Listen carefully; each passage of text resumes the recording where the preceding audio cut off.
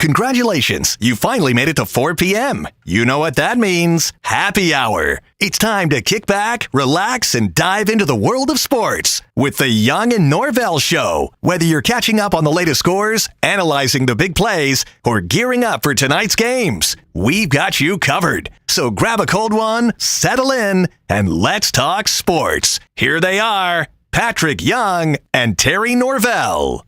All righty, let's get it on here. Hump Day edition, the Young and Norvelle Show, coming at you here from our beautiful studio here at Action Sports Jacks. A lot to cover today on the program. We hope to hear from Patrick Young. I believe Patrick is at the SEC meetings, the big meetings now, not the media days, but the big meetings are going on. And I believe Patrick said he was heading over in Destin. I guess when you're a Patrick Young big wheel, you go to things like that. So we hope to hear from Patrick as we go. Today, two other guests for sure. We'll have Dr. Aaron Bates.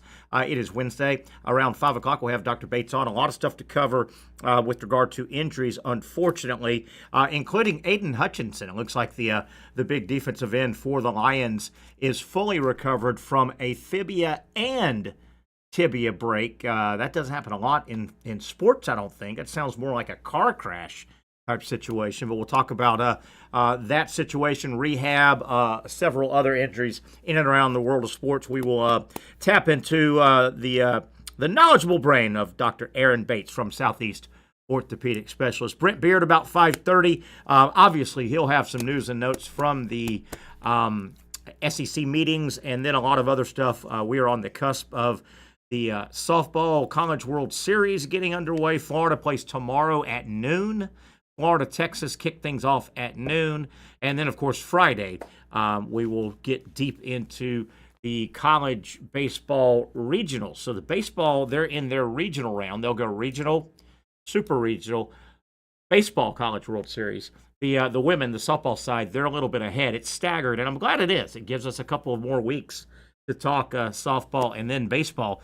But softball is all the way now into the Women's College World Series out in Oklahoma City. We'll get into that today and, of course, the rest of the week. So a lot to get to today on the program. The Jaguars, what is it, as we welcome Casey Kurtz, day 4, I guess, on the field. What do they call it? OTA? What do they call it? OTA? Yeah, OTA. OTA, day 4, I believe. Not a whole lot of news, which you don't want much news out of this thing, man. The only news would be probably something bad. So, obviously, these are professional football players. They're running around, working the kinks out a little bit, throwing the ball. I don't know how much this time. Same with spring football. Yeah, it's nice to have your quarterbacks throwing to your receivers a little bit, but when you're still multiple months away, I mean, how much carryover? But so far, so good for the Jags. Everybody getting out, running around. I have heard this, though, today, Casey Kurtz, and this may interest you. It'll interest a lot of our Jaguar fans.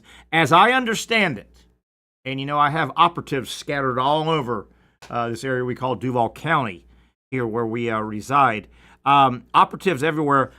My intel told me that on his way to OTA work today, Travis Hunter was busy. He was a busy guy heading into the stadium. He fixed all road construction in the area. All taken care of. That's good. Yeah, really nice, just for all of us. He had a little more time, so he went ahead and drove to the beach, and he has fixed the parking issue at the beach. You know, the beach always has parking issues. That is taken care of.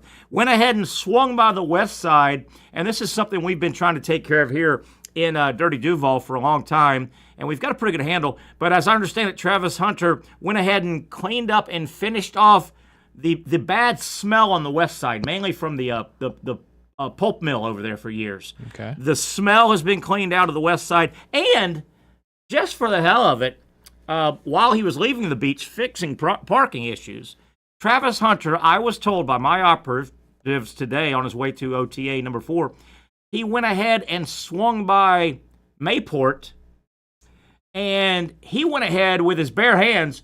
He repaired the damaged ferry. You know, the ferry out there on Heckscher Drive has been inoperable, and that screws a lot of people up. Yeah. I mean, a lot of people use that for work commute, school commute. Fix that as well. Busy guy, young guy, got a lot of energy, does he? He's busy. A lot of energy. I kid because we care. And then he did football, right? Yeah, and it's just wrapped up the OTA, and Good. he'll jump like Superman and fly home a little bit. Maybe you may look up in the sky. Kidding aside, I'm a big Travis Hunter guy. I think it's going to be fun to track him. I just got to put the brakes. I do it every year, it seems like, but nobody listens. Duh. This Jaguar team, Casey, they're going to win about 6 games. I just hate this. I'm not Debbie Downer. It's just fact. It's neat that Travis Hunter's here, and the experiment's going to be fun to follow. And the Jaguars are going to have many more regional and national cameras and microphones around them, at least the first half of the season. Folks, I try to caution you, and it's happening again. And a lot of these people are my colleagues, and Casey, they're your colleagues. I won't name any of them. I know them all. The local media here. They're doing it again. It is sugar and spice, and I'm hearing 12-5 and reading. Casey, they're going to do it to these fans again. Then the fans are let down and disappointed. And then, Casey, midway, 3/4 of the way through this coming season, all the same sugar pumpers, they then will start railing on the Jaguars. Well, wait a minute. You're the ones that have pumped them up. That's fair. I don't know, Casey. I don't know. I kid because I care. NBA Finals are all but set. Did you see any of the game last night? I watched a tiny bit. Indiana scores 43 first quarter points. Mm-hmm. What? Come on, Knicks. Ran him out of the gym early. My God. Both are pretty much over. It's real tough to come back, right? Both of them are 3-1, right? Yeah. It's it does not look good for the Knicks. They cut it close a couple of times. They couldn't get there. Indiana's just a deeper team the way that it is. It hasn't worked well for the Knicks this series. And on the other side, Oklahoma City's just really good. Yeah, they are. Looking ahead, we've got a week or two, a full week probably before they actually get playing. When it happens, it'll be Indiana and OKC.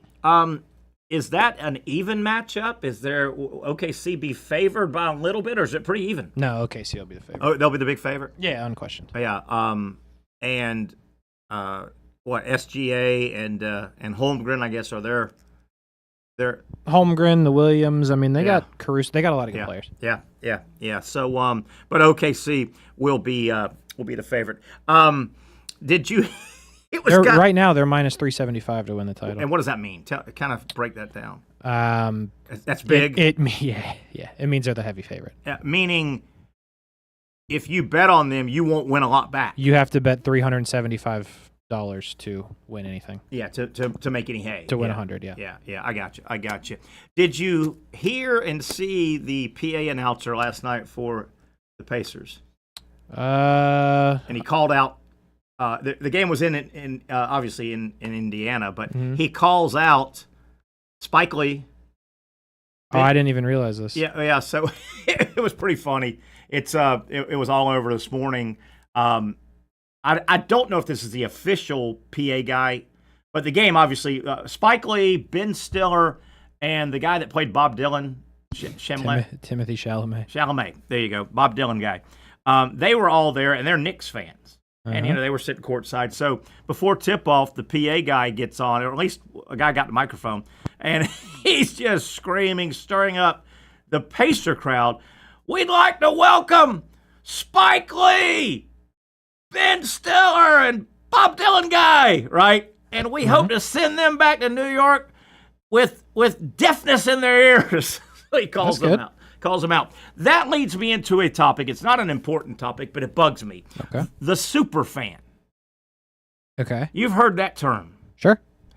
Spike Lee considered a Knicks #1, but New York sports super fan. Definitely. Ben Stiller pops up, super fan.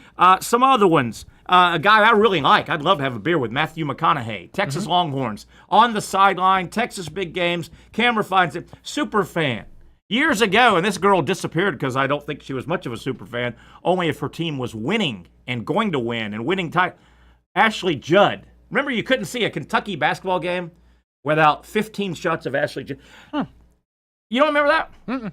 Ashley Judd was a big Kentucky fan, and when early in Calipari's run, they won a title and they were always in the Final Four or Elite Eight. She was everywhere. Then when Calipari's second half at Kentucky, nowhere to be found. They were pretty good. She gone. Missing in action. She gone. MIA. I do have a problem. I don't think. Do you think Spike Lee is any more of a super fan than Joe Guy on the streets in Manhattan? I don't. I mean, obviously the resources are a bit different, but thank you. Spike Lee's always there. Yeah, I get it. But see, you hit it. Are these guys really super fans? Jack Nicholson, all the Laker games, he was front row, and all the other people I just named. Are they super fans, or do they have the wherewithal to do it? They've got the cash. They've got the panache. Yeah, I hate when they do that. Super fans. Spike Lee is no, he's not. Spike Lee can pick up the phone and get a front row seat and buy a seat and say, hey, I know it's sold out, but I'm Spike Lee. I don't know if he's more of a super fan than Joe Dirty T-shirt guy driving a cab in Manhattan, is he? Right? Yeah. I don't know. Not important. Not really. Not really important. But I don't know. It bugs me a little bit. I'm that kind of guy.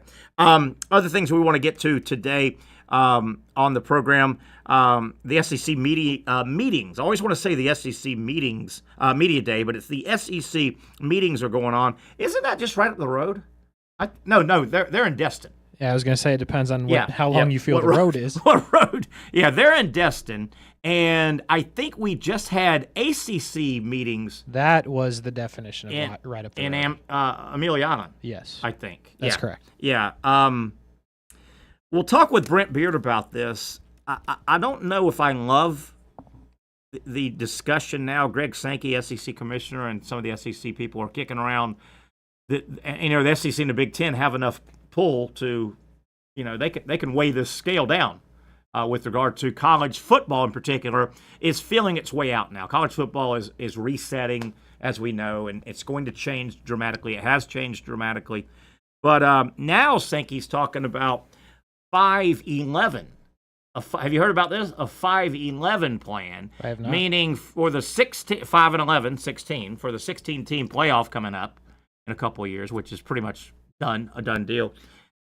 Sankey's now saying 5 major conference winners get in, and then 11 at-large bids. Okay. And I'm thinking the concept here, the Big Ten and the SEC, we're already talking about, well, if we come to this new playoff and we're the big dogs, they want to be guaranteed 4-4, what is it, 4-4, 2-2-1, something like that. But the SEC wants to be guaranteed 4, and the Big Ten 4 spots in the football playoff. And you may say, well, wait a minute. This other way, I think if this is passed, the thought process for the SEC and the Big Ten is, wait a minute. There may be some years where our champion gets in automatically, and we may have 4 others that should get in that'll get one of the 11 bids. And we'll get 5 in. Maybe get 6 in some special years. Never know. What I don't like about this is, and I think college football will finally, it may take them the glacier time frame of 20 years. I hope it doesn't. But if you have 11 at-large bids, that means you still have a blankety, curse word, committee picking teams. College football, college sports, but college football needs to get away from committees. That's your right? Committees are you got to get out of the committee voting. Sure. The NFL plays games on the field. You win divisions to win your way in, or you win enough to win a wild card to get your way. There are no committees. You can't have committees. Major League Baseball is the same way. The NBA. Casey, they've got to get away. There's 2 things that college athletics, but college football really needs. If I was the czar of college football and I had the magic wand, because what I'm going to bring up is not easy, and I hate throwing out things without having answers, but some of this I don't. Two things that have to happen. I think they will, but I hope they don't take 20 years from now because the college football is notoriously slow. Number one, and this is going to be tough, but it's got to happen, and it's mimicking the NFL. Somehow, some way, the college football players have to have representation. Okay. Right? The NFL has the Players Association. Mm-hmm. That theoretically has the same pull and power as the owners. Mm-hmm. And they negotiate with each other to get things done. College football, it is a different animal because players are going to, it looks like, cycle through. NFL, players can stay around for 4, 5, 6, 7, 8, 9, 10 years. I don't know how they're going to do it, Casey, but the players have to have representation. Who is it?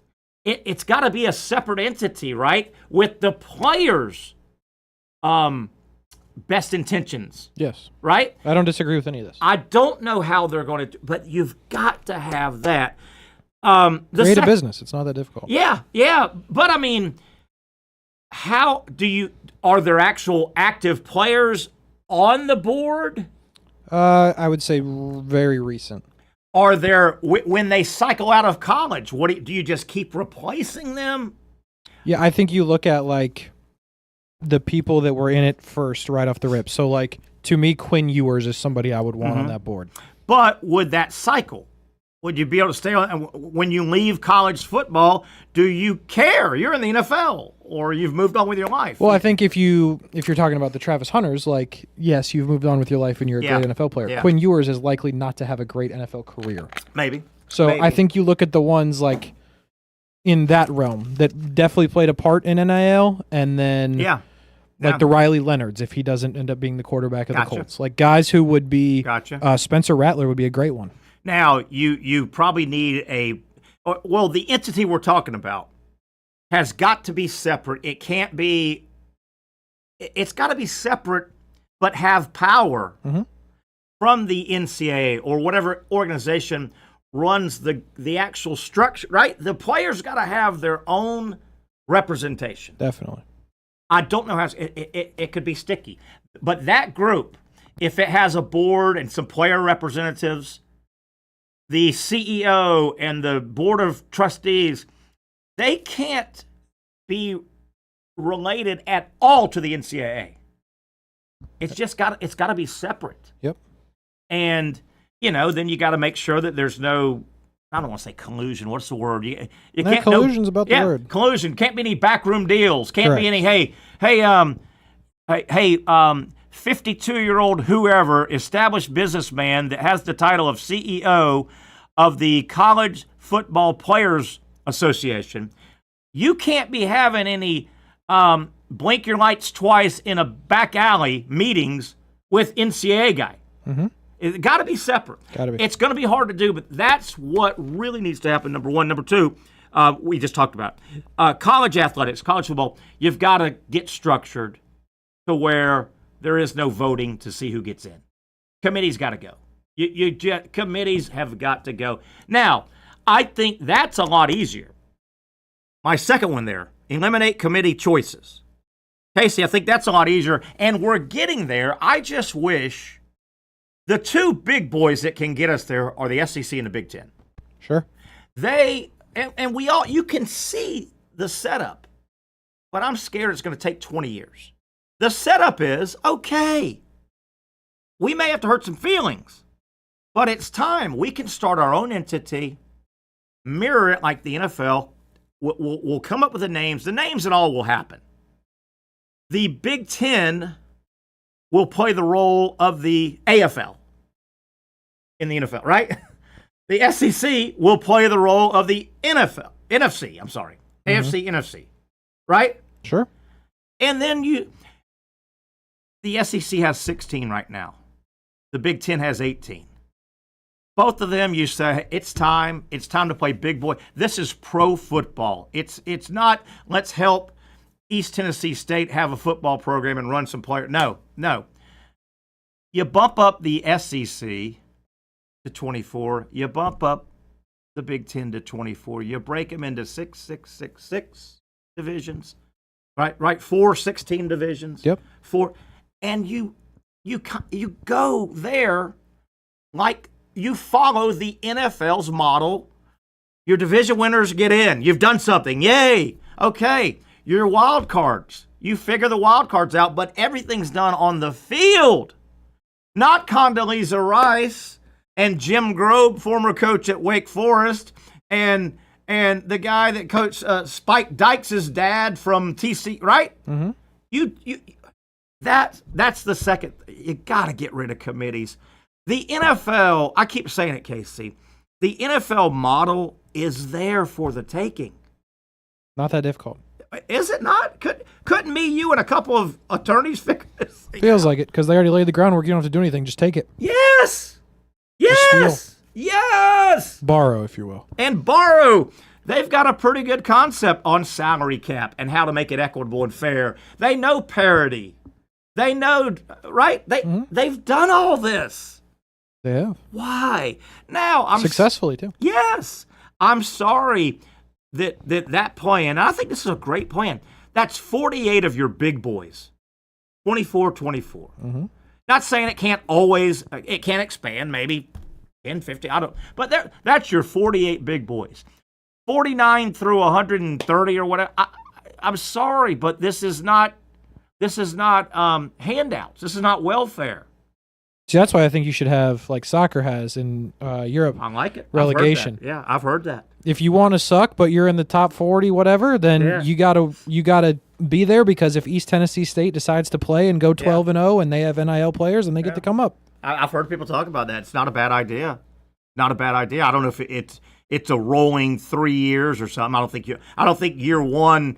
No. Somebody goes 1-11, you're out. But a rolling window, right? Yeah, a window, and if you don't have a winning percentage of X, then you're gone. And if the other teams have it, like, they can come up. And I don't know this in soccer. You may European soccer. I would tie something into attendance. If you're so bad, you're only rolling 11,000. There's attendance figures to be Division I football. Mm-hmm. You have to have a stadium. Is it 30,000? At least 30,000 seats. And you have to average it. You can't average under $15,000 a home game for 3 years or something. Where you getting? Yeah, that would make sense. You could put a bunch of rules in place, because the reality is, if you're going to take the top 40, let's just say, or whatever number you had, you have to give the other 100 and whatever incentive, or else they'll just quit. Yeah. And if you give them that little bit of incentive, like, you could get up here, then you're fine. Yeah. Or they go and do their own thing, or they go do spring football. Everybody wants spring football. Maybe there'd be enough interest in that. I don't know if there'd be enough interest in that. Do your own spring football thing, Division II, Division III, Division A, NAI, whatever. Mm-hmm. I don't know. It just the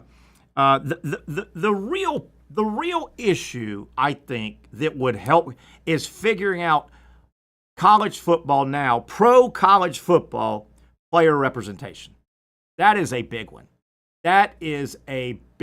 Because when that hurdle gets crossed, then you really, we think the salary cap should be X. Well, the schools, and I always say this to people, look at it, the schools are basically the owners, the NFL owners, right?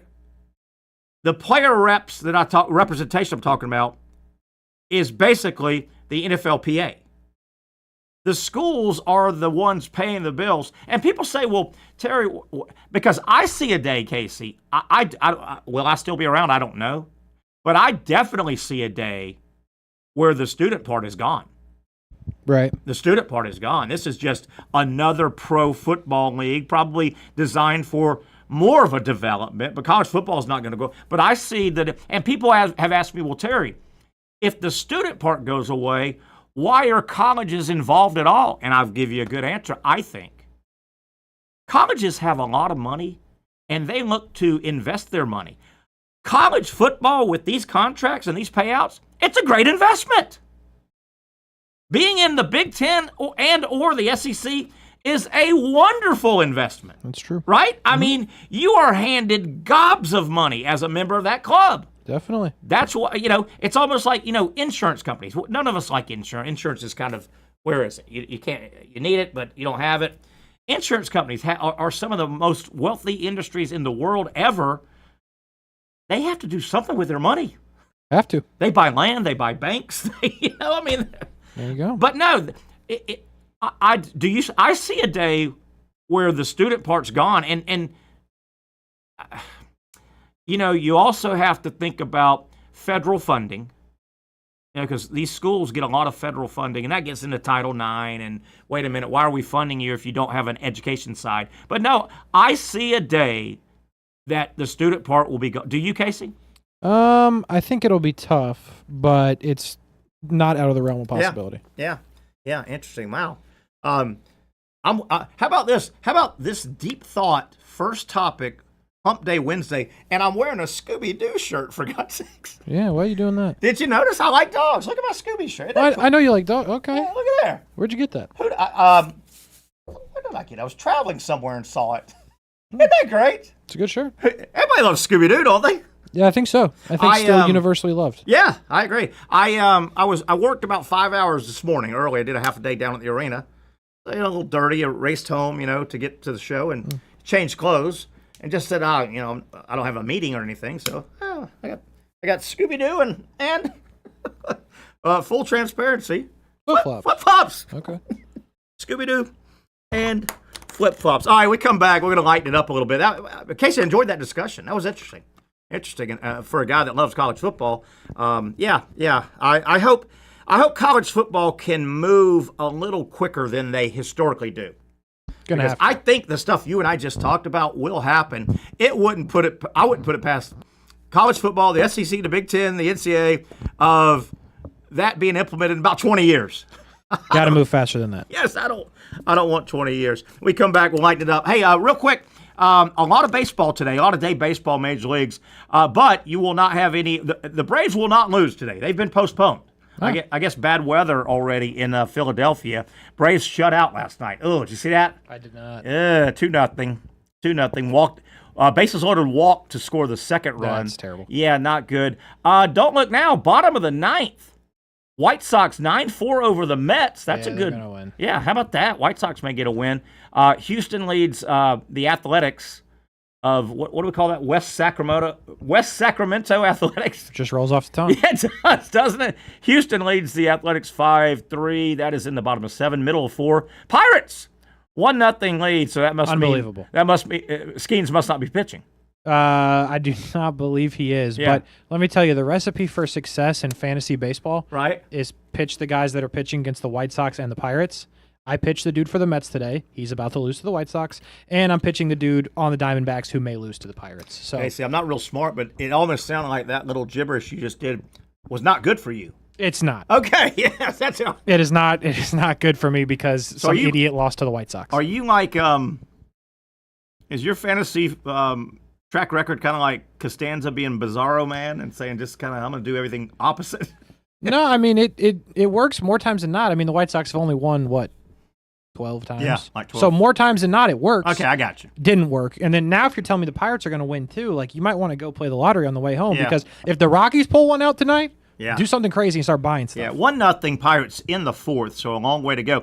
Your fantasy that you talk about, is that a end-of-year payout if you win, or do you make money daily on this fantasy, like hard rock kind of stuff? No, it's two different fantasy leagues that pay out at the end. Oh, I got you. Yep. How you doing so far? Frustrated. Okay. Quarter pole, though. You're at the quarter pole. The boys are all right. I mean, could they be better? Sure. I got really unlucky starting pitching-wise in one of the leagues because everybody got hurt.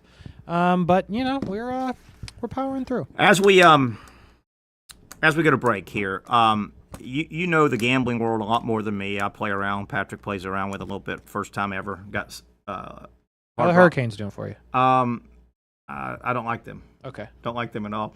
But is there any truth to my small test sample of playing the last several months? Like 2 weeks ago, I had back-to-back $5 small parlays. Mm-hmm. The first one, $5, won me 16. And the second one right behind it the next day, $5 won me 61. Okay, so you were up significantly. 78, whatever. Yeah. You put in 10 and you won 70 something, so you're up 60 bucks. Yeah. So roughly. So and I even moved 50 bucks. I had whatever on my account, so I moved 50 bucks back into my bank account. That's a good idea. And I left like 24. That was a good idea. Yeah. My kind of overall question to you is there any validity to, in this gambling hard rock thing, the millisecond you get a little cocky? Is that the prescription? Because I haven't. Casey, I would miss if the 78 Steel Curtain Steelers were playing a junior high school football team. I couldn't pick that right now. I've been hammered. A little cold. Got a little cocky. Yeah. And, hey, I might have went from $5. I'm going to make some money. I'm going to put $15 on a parlay. Yeah. I was done first leg. Isn't that great to lose your first leg of a parlay? Well, it's great and it's not. The good part about it is you don't got to sweat the other legs. No, true. And the other good part about it is you can make more legs in a new parlay before the evening games, or depending on what you're betting on. But if you're betting on baseball at 7 and your parlay's done at 8, bet the 10 p.m. games. You're back in. Is that related? That whole philosophy you just had, does that It's related to losing money, yeah. Yeah, I was going to say chasing good money with bad money, or whatever that saying is. Yeah, money. Basically how my history has gone is Yeah. do really good like 8 different times. Yeah. And then just kind of follow it up with losing more times than that after that. Oh, man. But hey, listen, I went back-to-back wins. It happens. I could not get my app open quick enough. Oh yeah, that happens. When I went back-to-back. And I'm, here's a 7-leg parlay. Let's do $15. I'll win $1,092. Yeah, that's the downfall. Can't do that. Boy, those 7. And you know, I don't know if they've changed the rules. You got to get them all right. You can't miss one. Yeah. That is the big holdup. More times than not, you gotta that's get a 'em big all. hole in the. Listen, it can happen. I know. It's rare, but it can happen. Yeah. My buddy showed me a $2,000 win he had. Oh yeah. He showed it to me. It was green as. Oh, it happens. Yeah, I've done it. It happens. He did, 7 or 8 legs, and $2,000. There you go. Is not that I'll ever need to know this. Is this kind of winning? Is it taxable? Oh yeah. It is. You gotta. Oh yeah. You gotta claim it. Oh, Yeah. First of all, you gotta get over $600, right? Yes. Yeah. Oh no. If they listen, if you get the right amount of numbers, they will send you a form. They will. Oh yeah. I would love to have that problem. Yeah, it's not bad. Right. Would love to have it. Let's It's take a not break bad. here. Cruising through the first hour. We'll have Dr. Bates at 5, as always, from Southeast Orthopedic Specialists. Brent Beaird coming up at 5:30. Some other topics we'll get to before that, including, the 2025 cheese roll. The cheese roll took place. And this will lead us right into Dr. Bates' injuries, right? We'll talk about it's over in UK. The cheese roll happens every year, and some interesting factoids I did not know. We'll talk about that and a lot more. Sports, busy sports day. We'll come back with more right here on the Young Norvelle Show.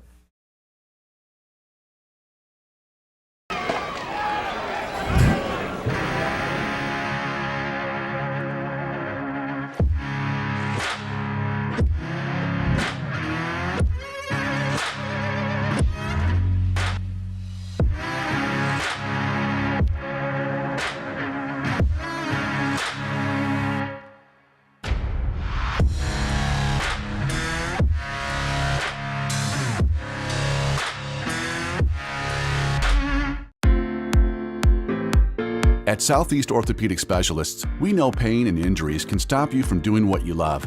This is why our board-certified orthopedic specialists offer the latest in both non-surgical and surgical treatment options and create a treatment plan tailored to your unique lifestyle and goals. So, whether it is a sports injury or that nagging pain that's keeping you from doing what you love, our team has the right treatment for you. For more information or to schedule an appointment online, visit our website. Finally, a family atmosphere, kid-friendly restaurant with a real sports bar feel. Bricks Jack's Beach features all of that and a large, climate-controlled covered patio with misting fans and heaters for all seasons. Mix in an extremely diverse menu that features the most quality and affordable steak at the beach, and there's no reason not to enjoy your next lunch, dinner, happy hour, or big sporting event at Bricks Jack's Beach, 300 2nd Street North in Jacksonville Beach. See you at Bricks Jack's Beach. You really got to hand it to him. Hold on. The previous play, is under further review. I'm not sure what he could review, but okay.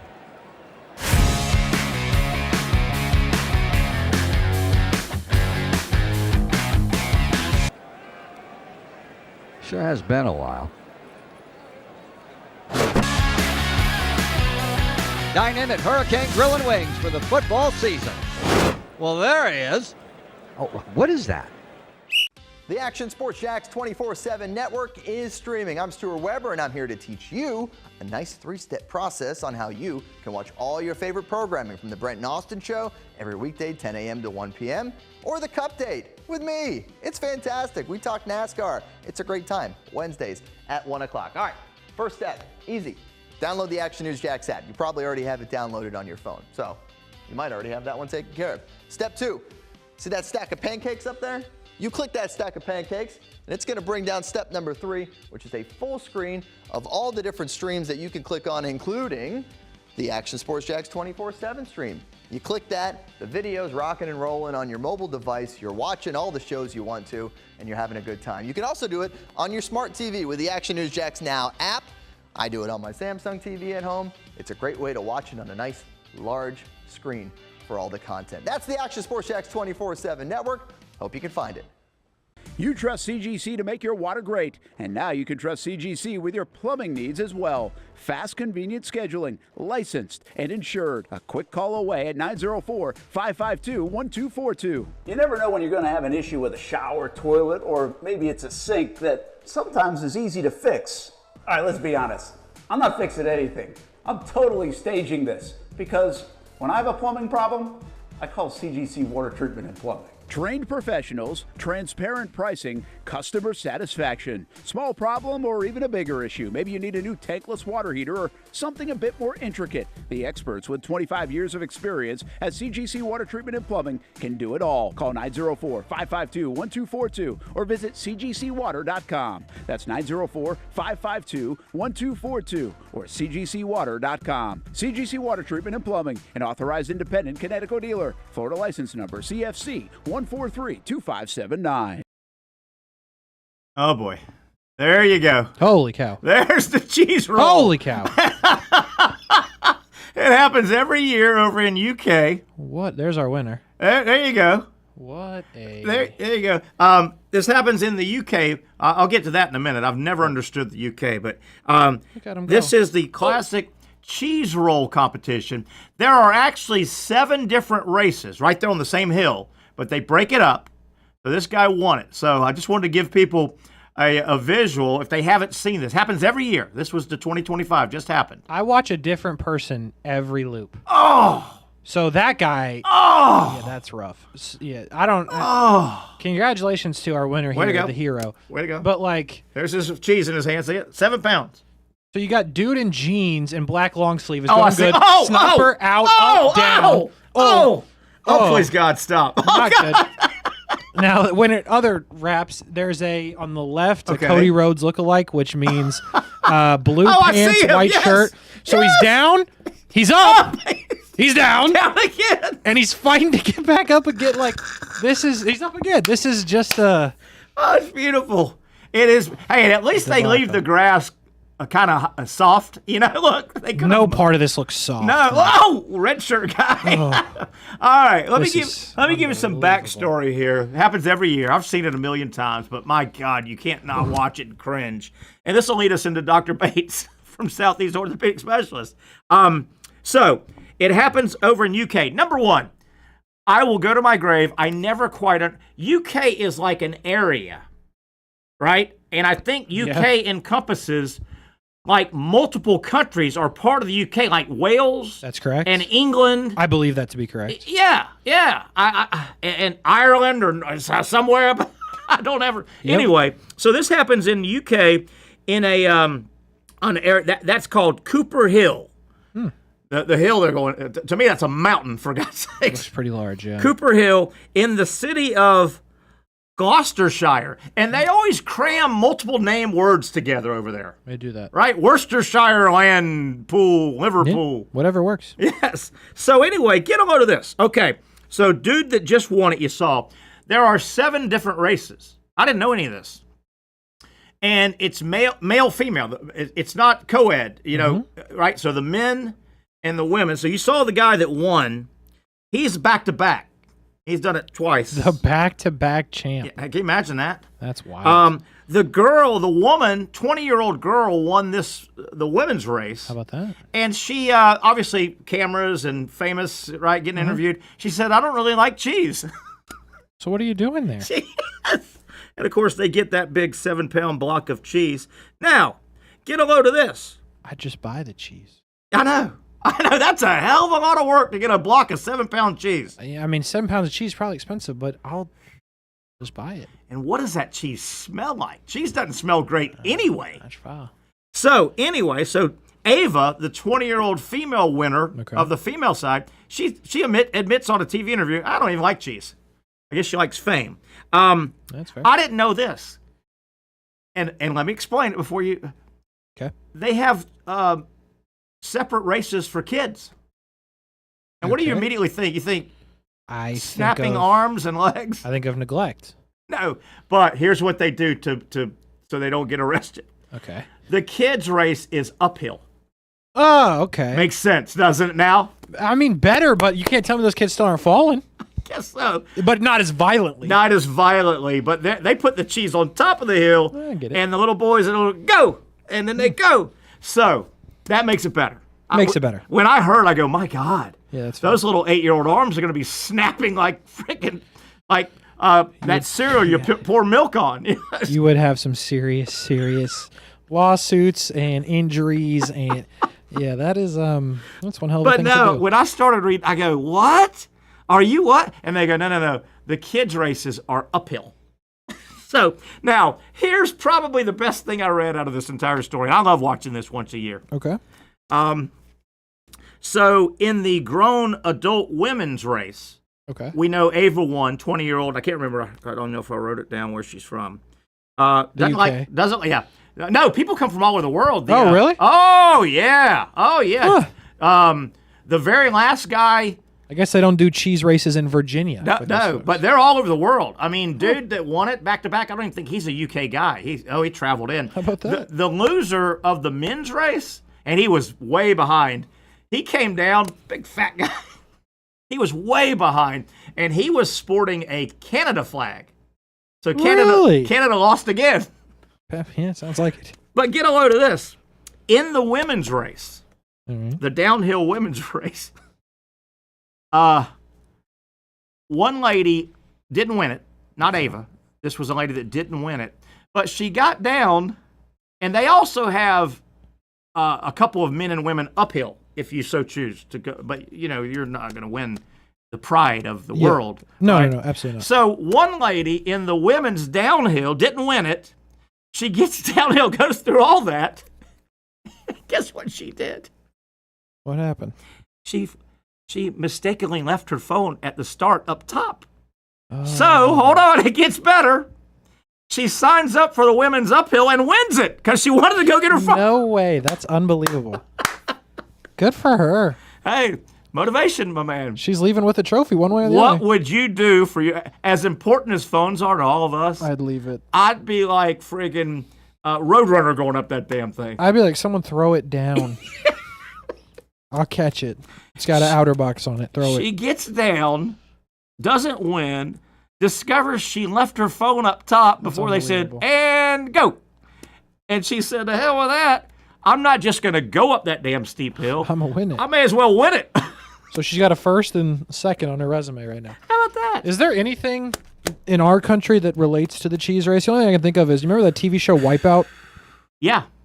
That's about the closest thing, but that was a television show. That Ocho Cinco contest where they're going up and they water down. It's like a slide, but it's up high. Okay. And they just constantly. All right. I don't know. Is there anything close? See, but both of those are like, sure, like, this looks like some people did for fun. Oh my God. Like, they voluntarily almost die. I thought I read only one hospitalization. I can't believe that. That's unbelievable. And, they have, if you saw at the very bottom, they have almost catchers because there's trees. There was trees behind them. So there's guys to catch them, and they said there's medical on There better be. Yeah. But did you happen to see the crowd? A big crowd? Yeah, big crowd. I'll never understand it, I guess. Oh, my God. It just looks like you're snapping ankles and knees and MCLs, ACLs, NFLs. You're snapping. Whatever you got, snapped. Anything with an L is snapped. Like, you can't tell me every single one of them didn't break a finger or something, a toe. You would think. An ankle. What about, Casey, is there any off-season training for that? How do you train for that thing? Go run down a hill somewhere else, I guess. I guess. You make a good point. I'm trying to think, is there anything out there, even tough guy stuff, that would mimic that over here? Because that's its own level of stupid, which we do a fair amount of stupid, but, like, it feels like everything we do has, like, some sort of payoff that's not 7 pounds of cheese. Like, I don't know. You also got to wonder, where and how did that start? Oh, I mean, I can 100% started because somebody dropped their cheese, and 2 dudes ran for it, and they were like, "Hold on, this could be a game." Who buys cheese at 7 pounds a pop? Where do you find 7 pounds? Like, you go into the Costco version in the UK, and they've got 7 pounds of cheese. I don't know. It's all wrapped up nice now. That got me thinking just then. How in God's green earth does Wisconsin not have that type of contest? Now you're onto something, right? Mm-hmm. We could steal it from them. Kind of like the NFL model for college football. We could borrow. Yeah, why not? I'm assuming Wisconsin's got some hills and mountains, right? I'll go with hills. I don't know about mountains. No? Never been. Not a mountainous? I don't think so. Not Wisconsin. Is there any way we could build some kind of... Oh, there's definitely hills. Is there any way we could manufacture a hill kind of on the outside of Lambeau? That could be cool. Like the cheeseheads? That could be something. There's got to be insurance waivers signed in this, right? I mean, you can't. The look of it makes me think no. But, like, I wouldn't do it without signing something. You're just as easy to die as you are to get the cheese. Yes. You're actually probably more likely to die than get the cheese. I mean, I'm assuming the organization that puts this on, do they methodically search for rocks and roots and stuff, or is that just part of it? I think that's part of it, because one of these, hold on. Goodness. One of these guys, you can see him, like, right there. He hit something in the ground. A root, a rock. Red shirt guy? You're talking about red shirt guy? Let's watch it back. I think so. And is he the winner? He's got red shirt. Because he was way ahead before he fell. Watch red shirt guy. Is that him? No, I thought he was. There's the back red shirt guy. Oh, okay. I'll look at it again. See, I'm telling you, there's always somebody else to watch in this video. Yeah, this guy was out front. It feels like he was ahead. Like, he might have just. See, he's already in front. Yeah, that's him, right? That's the winner right there. Yeah. And there he goes. I mean, see ya. But he was so far ahead, he just rolled. Oh, this guy, like you said, black shirt guy right there? Yeah. My God. That is a nasty one. Yeah, I mean, this is just not safe. Whoa! I'm watching somebody else now. Which one? Black shirt, black jeans near the top. He doesn't get very far. He's still rolling. You can see him on the right here. Watch him from the start. He never had a chance. He's on the right side of your screen a little bit. There he goes. Down and down and just rolling. Can't control it. Goes out of frame. Hold on. Wait for it. He's back in frame. There's back. Still rolling. Why did that guy even show up? He sucked at this. I'll tell you one thing. You remember, I'm going to tie this into a Super Bowl story. You know how I think the Redskins were in the Super Bowl one year. Okay. And the police in D.C. or no, the Redskins were in it. Yeah, I think the Redskins were in the Super Bowl, and the D.C. police had an idea. Hey, I got an idea. Let's take like the top 100 people we can't find that have warrants. Let's mail them out and say, hey, by the way, you've won a draw. You get I think they were given they bogusly said you've won a large screen TV. Yeah. Pick it up Super Bowl morning or day before or whatever. And they all show up, and they say, okay, if you're letter A through M, you go with us. And what a gimmick. Yeah, it was great. It was great. I can see me doing something like this with, like, the 20 people I don't like the most in my life. Okay. Just people I really... Yeah. Because I don't like a lot of people. That's fair. Every day I get older, I hate people more. That's fair. And I could send them out and say, hey, we're having a big party. I'm going to cook out on top of the hill over at Blankety Blank. Yeah, that could work. And then just push them. Just push them. Okay. Push them. All right, you can do that. Right, or have a little trap door or something. Little trap door come in handy. You need a good gust of wind, potentially. Yes. Or just a really big log that you could just push. Lord knows I got 20 people that, You could find 20. Oh, yeah. You might be able to find 40 if you try hard enough. I could, yeah. No, have you hit that age in your life? You will, where like every day you hate people more. Oh, no, I'm there. Oh, good. Welcome. Glad to have you. Every time I drive, I think about that. Yeah, I agree. Hey, as we're wrapping up hour number one, let me tell you, it is definitely summer camp season. If you got a basketball player in your life, maybe you're listening and you want to work on your basketball skills, it's kind of designed, the Jacksonville Basketball Academy, designed for that grade school, third grade through high school, and any level of where your game's at. You can improve it, learn the game of basketball, the fundamentals, on and off the court, teamwork, strategy, understanding the game. Coach Jim Martin, you know Coach Martin, he's been a wonderful part of our basketball community here for decades here. Jim, the head coach over at Providence. He's coached many college players, including our buddy Patrick Young. Grayson Allen is one of his pupils from Providence. 9 weeks of camp. It got going yesterday. They're individual camps weekly, so you've got plenty of time. You can sign up a couple of times, but the camps do fill up fast. They go from May 27th, which was just the other day, yesterday, all the way through August 4th. The simplest way to find out the locations, the different levels, you'll learn everything, but you're not going to be thrown in, or your youngster, boy or girl, is not going to be thrown in the deep end, if you will. They'll get put in their level of play as well. But the camps do fill up quickly every summer. It's very famous. Everybody that's a basketball player and goes to camp, they want to be at the Jacksonville Basketball Academy camps. 9 weeks of these bad boys. Go to their site, jacksonvillebasketballacademy.com. jacksonvillebasketballacademy.com. You'll find all the information. Middle school, high school levels, especially shooting, ball handling, passing, footwork, understanding the game, and teamwork, which those cheese roller guys and girls, there's no teamwork in there, Casey. It was every man and woman. It's an individual sport. It's individual. Definitely individual. No relay race. It's quickest to the bottom. So check it out. You'll be glad you did. If you've got a basketball player in your life and you're looking for a summer camp, you can't go wrong. Jacksonville Basketball Academy.com. Let's take a break. Come back. I hope to get Dr. Bates on if that video hasn't scared him away. I mean, you talk about some work for Dr. Bates. If he was over in Gloucestershire, Liverpool, whatever those names. Wow, is that a live shot? Yes, sir. We're all gonna die. I mean, listen, that's why I love this shot more than anything, because nobody else in this city can use this in the capacity that we are. And that is some crazy looking stuff. During the break, can we talk to the Chief?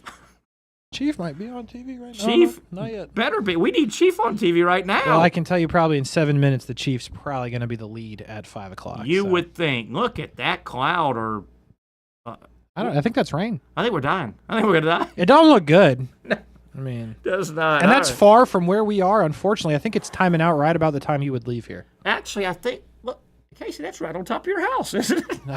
Well, I'm not there, so I think we're okay. There's people I want to send down the hill. Hopefully it's on top of there you go. It's on top of their house. That'll work out. All right, we'll talk to Dr. Bates, 5 o'clock. A lot of stuff to cover with the world of sports. We thank the sponsor of that wonderful segment we enjoy coming up, Southeast Orthopedic Specialists. Brent Beaird, 5:30. Stay with us, folks. For those dealing with pain from a sports injury, arthritis, or spine condition, Southeast Orthopedic Specialists offers innovative new non-surgical options. Our regenerative medicine treatments, including platelet-rich plasma and other regenerative treatments, use your body's own restorative cells to aid in treating injuries. These procedures are performed in our offices and typically require minimal downtime. If you want to get back to doing what you love, our regenerative treatment options may be right for you. For more information or to schedule an appointment online, visit our website.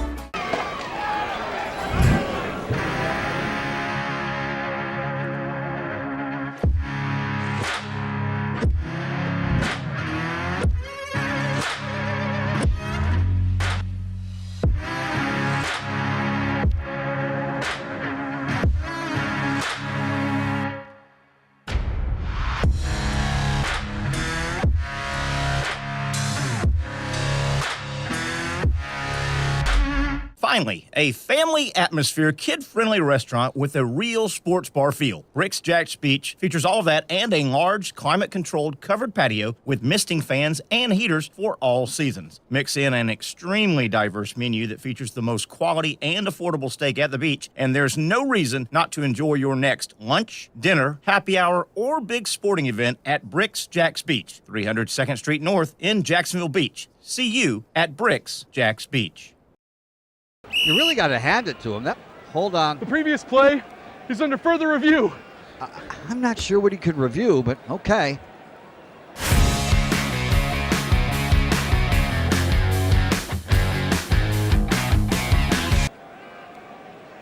Sure has been a while. Dine in at Hurricane Grill and Wings for the football season. Well, there he is. Oh, what is that? Hey everyone, Olivia Tasley here from Action Sports Jacks to tell you all the different ways you can watch our new 24/7 network. 3 easy steps. You don't even need a pen and paper to write it down. Step number 1, download the app. Search Action News Jacks in your app store either on your phone or your smart TV. Then, once you're on the app, click on that little drop-down menu in the upper left-hand corner with the 3 little lines. That'll show you these options, and boom, right here, click Action Sports Jacks 24/7, and you will be brought to our continuous stream channel. That app can be accessed through all these different platforms, whether you have Roku, Fire TV, Smart TV, Apple TV, or Google TV. You can find our app. Now, if you don't have access to the app, don't worry. We still got you covered. We're across all social media platforms from Facebook, Instagram, X, YouTube, Twitch. We have a podcast channel. Plus, check out our short reels on our TikTok. Action Sports Jacks 24/7. It's on all the time and everywhere.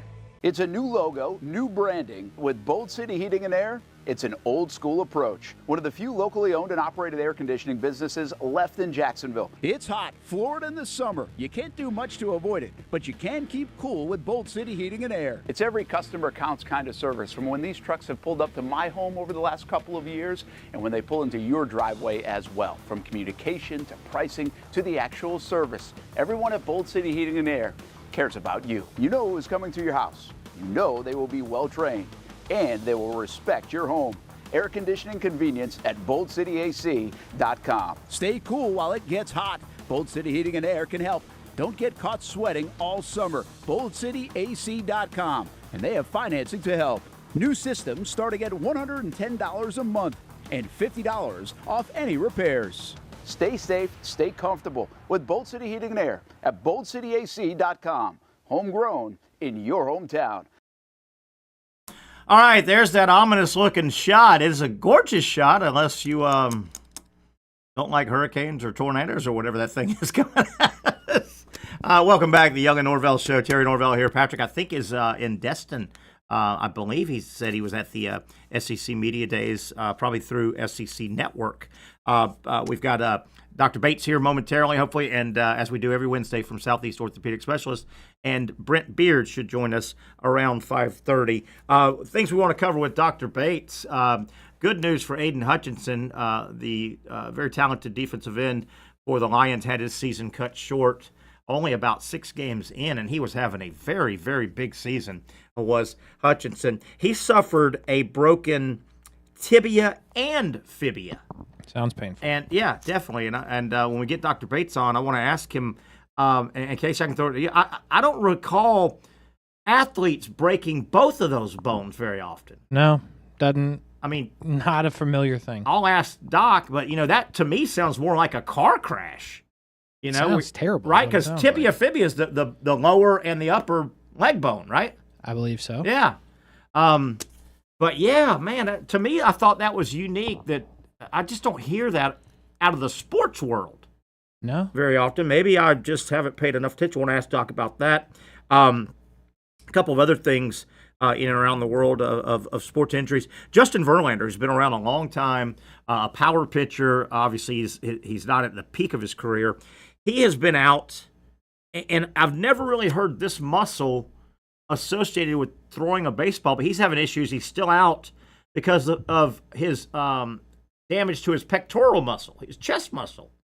Have you ever heard the pec being involved in mainly involved in throwing a baseball. I've never heard a pitcher really suffering from a pectoral issue. I have not. I think it's just because Justin Verlander is old. Yeah. But maybe Dr. Bates will know more about that. Doc is here, and we've got a couple things we want to kick around with him. Doc, thanks for your time, my friend.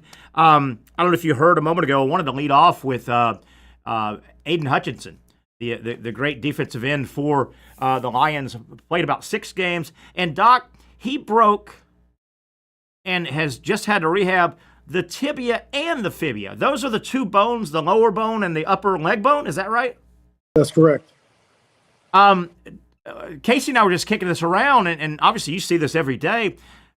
I rarely hear an athlete on one injury breaking both of those bones. That sounds more like a car accident. Is that rare for an athlete on the field of play to suffer breaks on both of those bones?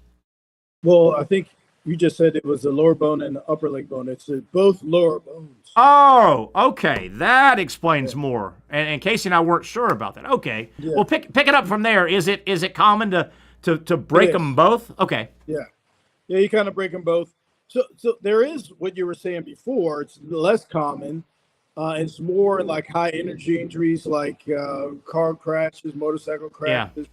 And it's called a floating knee when you break both the lower leg bones and the upper bone on your thigh, femur. And it's called a floating knee. I was going to ask you, what's the thigh bone? That's the femur. It's the femur, yes. That's the femur. Gosh, that floating knee thing you just said just sounds terrible. Yeah. But with Aiden Hutchinson's injury, when you break the tibia, typically you're going to break the fibula with it. Okay. And the fibula is more for attachment of muscles and not as much of weight-bearing bone. And so depending on where you break the fibula, typically only take care of the tibia and put a rod down the tibia. We call it an intermedullary nail. Okay. And that stabilizes it.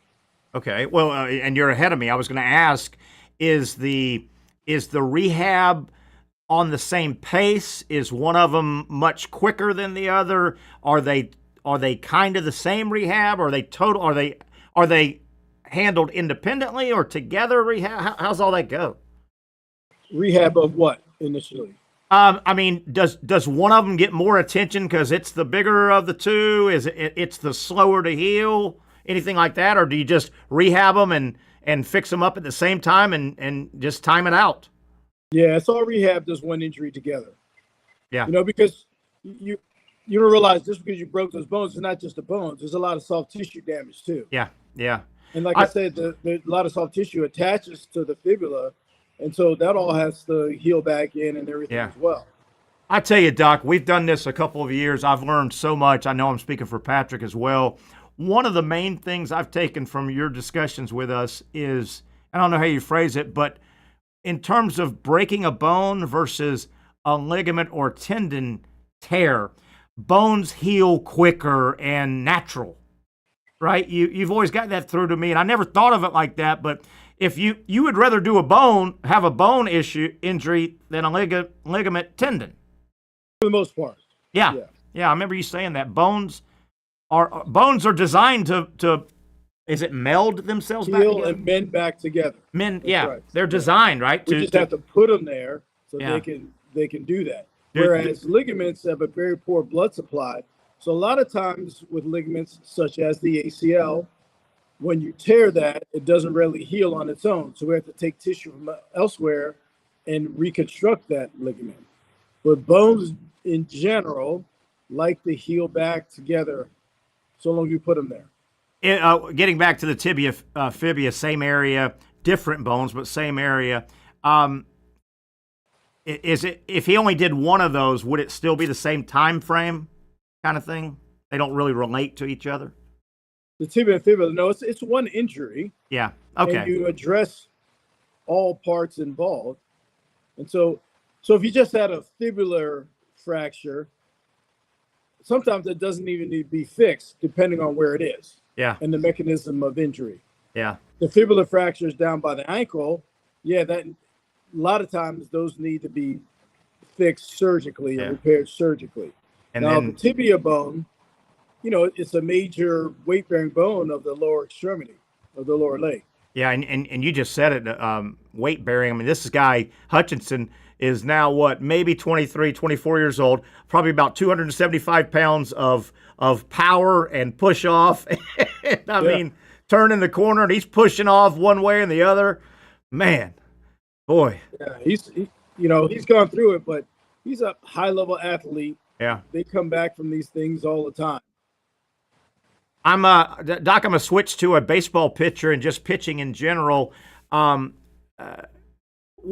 role does the pectoral muscle play on a baseball pitcher? Because Justin Verlander, power pitcher at the end of his career, he's trying to get back and battling a pec injury, and I never really hear pectoral mentioned in and around the world of a thrower of a baseball. How does the pec play into throwing? Yeah, you don't normally hear about a pec problem with overhead throwers, but it's an extremely important muscle for velocity. So it's the one that's stretched out almost the most. That and latissimus, the lat, what we call lats, right? Right. Those muscles are stretched out, at least the pec is, in the late cocking phase. And so it's contracting while it's lengthening. Remember we talked about that eccentric contraction? That's where you get those tendon tears and all that. Right. So in the late cocking phase, to get that full extension, it's really abducted. Your arm is way out and back, and the pec muscle tendon unit is at its longest length. Yeah. And then the early cocking to get the force for the velocity, now the muscle's contracting. So it's an important muscle for overhead throwers and their velocity and all that. I think I read where he may have irritated that and caused it from long toss. It's possible. They said he was just kind of long. And pitchers are notorious long toss. They think strengthens their arm, and but I think they were saying he was just doing some random long tossing, and he felt this thing tear or strain or sprain or whatever. I always mix that up. Yeah, and he's not a young buck anymore. No. So these knick-knack injuries are gonna happen a little bit easier as we get older. Yeah, definitely. Doc, I wanted to ask you, and this is more of a maybe I'm not in the world enough. We hear a lot of ACL, MCL. Those are knees, right? ACL, MCL. I don't hear anywhere near as much, even though a lot of guys are throwing baseballs, over and over again. UCL is the elbow, right? But I don't hear. Is this just me not being in your world, the medical world? I hear MCL, ACL much more than UCL, and I know they're different parts of the body. Is there a reason? Is it body mass, or why do I not hear the UCL? Even though a lot of guys are playing baseball a lot of times all over the country, throwing a lot of baseballs. Well, a couple things. The first and the major thing is that the elbow has a lot of bony stability, kind of like the hip. So the elbow is a hinge joint. And so you have to put a lot of torque on that to injure the UCL, the Tommy John ligament. Whereas in the knee, there really isn't much bony stability. That's all with the soft tissues, all with the ligaments, ACL, PCL, lateral collateral ligament, medial collateral ligament. All of those soft tissues is there to help stabilize the knee. So there's a lot greater opportunities for the knee to have injury. I got you. Makes sense, but and that's true. I don't hear UCL. I don't want to hear it at all, but I don't hear UCL anywhere near MCL, ACL. Again, elbow, knee. I get that. Doc, in your medical career, repairing obviously is what you do. You're a surgeon, orthopedic surgeon. When it comes to baseball, you are working on pitchers, I'm sure, a lot more than non-pitching position players. Correct. Is that a true statement? I would imagine. Or shoulder and elbow injuries. Yeah. Take pitchers out of that. Is there a second position that you would see? Would you see more shortstops, more catchers, with the arm situation, or is it just hard to say? Is it all kind of a mishmash after the mound? No, you're getting to the point. So it's all about the number of throws you have. So after pitching, the next most common thrower is the catcher. He's got to throw the ball back to the pitcher. Yeah. And then you got the shortstop. Yeah. Then third base, second base, first base. Yeah. And then outfield. Sure. Interesting. Yeah. And, I played second base. I don't want to lessen, but, my ground ball, I'm a lot closer to the first baseman, which is generally the object that you're throwing to, right? I'm a lot closer. The shortstop's deeper and going to handle a lot more balls, probably. Shortstop really. Third base, I mean, they could field that thing in foul territory. I mean, right, but third base doesn't get as many balls as shortstop. Doesn't get as many balls even as though shortstop. their throw is probably a little bit longer. Sure, and then probably the same thing. Outfielders would have a long throw, but they're not throwing. They're not jumping on that throw. 20 times a game. They're not doing. Yeah. Oh, I just wondered that. I was wondering. So catcher just throwing it, and then every throw to second base is everything they've got. I mean, it's everything. Second baseman. Hell, many times a lot of second basemen almost not underhand, but not overhand either, because I'm just flipping it over to the first baseman. That means you had a good glove, but you didn't have a really good arm. Yeah, maybe. That's why I was playing second base. Yeah, definitely. Last thing, Doc, I want to ask you. This is more of an equipment in your world. Obviously, the X-ray has been around a long time, and that's bone, right? X-ray is looking at bone. Is that right? For the most part. For the most part. MRI. The MRI, I should have looked this up, but I didn't. MRI hasn't been around as long as X-ray. Correct.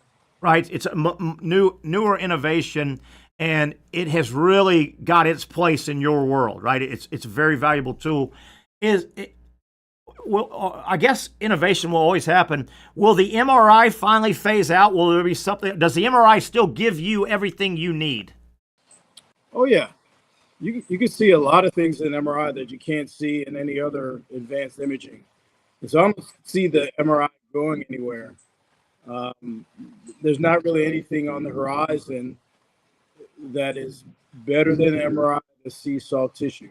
Right. But, everybody said it's like a knee-jerk reaction. Oh, you got to get MRI, get an MRI. So there's certain things that a CT scan is going to be better for what we need to know about that particular injury, fracture, or whatever, tear. But, yeah, MRIs is probably the most common. It's still industry standard. Yeah. Imaging, yeah. So you guys aren't sitting around, gosh, we need somebody to innovate this next thing. No, MRI is really good. Yeah, now, there are good MRIs and there's not so good MRI scanners to give you the detail that you need. Now, is that on the operator, or maybe they don't have a big enough, magnet or a big enough powerful MRI, or a combination? Right. Okay. It's the size of the magnet that they can give you that detail. Now, I promise, last thing. I'm fortunate, knock on something. I've never had an MRI. I've known a million people that do, and I hear the horror stories. I know you hear people are like, oh gosh, it's you got to be still, and you get Jimmy leg, and you get in this tube. Will in your opinion, will that ever get a little more patient friendly, or is it just that's how it has to happen? I think so. In the beginning, when they had these open MRIs, so that folks that were a little more claustrophobic, could go to, the open MRIs didn't really give as good of resolution, and we couldn't see as much. They're getting better now. Okay. So some of them are just larger bore MRIs, some of them are just really open MRIs, but they're a little better quality. So I think they're still improving upon that. What is my standard to go to is the closed MRI. Closed. I'm going to get a better resolution of picture. And then if you said, okay, patient, we'll do an open. If that doesn't give you what you need, you just got to go in and do a closed anyway. So then they're going through double trauma. Yeah, that's a conversation that we have. You do have that? Yes. Yeah. Well, I don't know if this is medically proven, but I'm not crazy claustrophobic, but the older I've gotten, I sitting in a plane or can we open a window? Or, you think that's common? With my age, I feel like is it? That's the thing. As we get older, at least anecdotally, I've, had multiple conversations with patients that said, hey, 10 years ago, I could get MRIs. Yeah. No problem. And all of a sudden I tried to get this MRI and I wigged out. Yeah. Yeah, definitely. And, sitting in a dentist chair or something, you're just a little, let's stop. I need some air or something. Is there a rough time frame, or does it matter what you're shooting for? If you get into a closed MRI, is it a 20-minute procedure roughly? Is it hard to say? Yeah, sometimes it depends on what you're shooting and the size of the joint, size of the area you're shooting. But typically it's anywhere from 20 to 30 minutes. Okay. Doc, if you got a second, I think Casey and I had a fun conversation earlier. Have you ever seen the cheese roll that they do in the UK once a year, where they roll a 7-pound? Yesterday, they come down the hill. Yeah, it just happened in 2025. On ESPN. Yeah, so you've seen that before. I mean, I don't want to tell Southeast Orthopedic Specialists how to do their job, but if you ever need a satellite office abroad, go to Casey. What was it called? Gloucestershire, UK. Yeah. Doc, that's amazing. How are they not snapping every bone, ligament, tendon in their body going down for that cheese? Well, I'm sure there's some injuries, quite a few injuries, but they do it. Doc, I'm going to go over there and pass out your cards, man. Right. I'm going to go over there. As Casey and I were talking about it and prepping, doing a little reading. So I'm reading, and I'm well aware of it. I see it every year. It's funny as hell. But as I started reading this year, they just had it. Obviously, that's why it's on the news everywhere. I read, and Doc, it said there's like 7 different races, men and women. They don't go together, so there's men and women. And it said they also have children. I'm like, what in the world? Hold on, Doc. I saw your brow. Here's the deal with the children. The kids, the boys and girls, separate races, they go uphill. They put the cheese on top, and they go uphill, not down. I was like, I would actually think that the kids would probably do better going downhill because they're a lot more flexible. They can take the impact a little bit more. But those are the ones that should go uphill. And Doc, you've seen it before. These aren't the most athletic adults coming down. I don't know what makes them want to do it, but they're not a bunch of distance runners or weightlifters or something. Something to do with that cheese, I guess. There it is. Can you see it, Doc? Yeah, I see it. Wow. Look at. I mean, this is amazing. An orthopedic surgeon's just. I mean, goodness, a winner. Can you be called a winner if you did that? I mean, is that a winner? Look at these guys. Oh my. I see shoulders dislocating, elbows dislocating, multi-ligamentous knee injuries. Oh, man. Doc, good stuff, man. I appreciate it. Thanks for letting us spin off a little bit. We'll do it again next Wednesday. There you go. I'm just going to go buy some cheese at the store. I don't need it that bad. All right, Doc, that is our buddy, Dr. Aaron Bates. We've done it a long time. One of our favorite, probably our favorite segment of the week, sponsored, of course, by Southeast Orthopedic Specialists. Hey, man, if you have chased cheese like that and maybe ripped the rotator cuff, UCL, MCL, ACL, you tell me if you've got orthopedic needs. Here's the website to go to, se-ortho.com, se-ortho.com. That'll get you to a close location for Southeast Orthopedic Specialists. Also, if you've got a situation right now you need to be looked at immediately, no waiting room. Do not do that. Go to their website, find their no appointment necessary locations. They'll get you right out. You need right in and right out. You'll be on your way to diagnosing, finding out what the orthopedic problem is. Go with the best, Southeast Orthopedic Specialists. All right, let's take a break. Come back. Casey, have we got enough mileage out of that today, the cheese roll? We're doing good for him. He liked it. I didn't know if he was going to like it or he liked it. He was interested. He liked it. He liked it a lot. Let's take a break. Come back. We'll reset. Get Brent Beaird on. College Sports Talk. Mr. Brent Beaird, you know he's found out what they talked about at the SEC meetings. We'll do that as we slowly wrap up the second hour of the Young Norvelle Show on Action Sports Jacks. Finally, a family atmosphere, kid-friendly restaurant with a real sports bar feel. Bricks Jack's Beach features all of that and a large, climate-controlled covered patio with misting fans and heaters for all seasons. Mix in an extremely diverse menu that features the most quality and affordable steak at the beach, and there's no reason not to enjoy your next lunch, dinner, happy hour, or big sporting event at Bricks Jack's Beach, 300 2nd Street North in Jacksonville Beach. See you at Bricks Jack's Beach.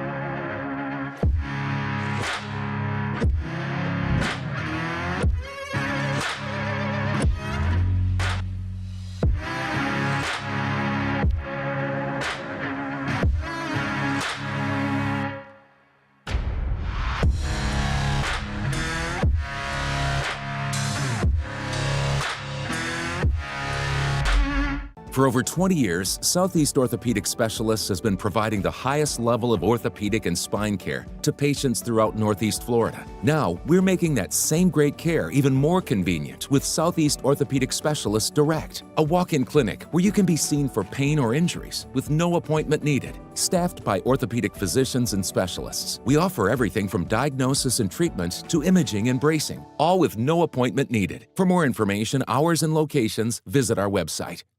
You really got to hand it to him. Hold on. The previous play is under further review. I'm not sure what he could review, but okay.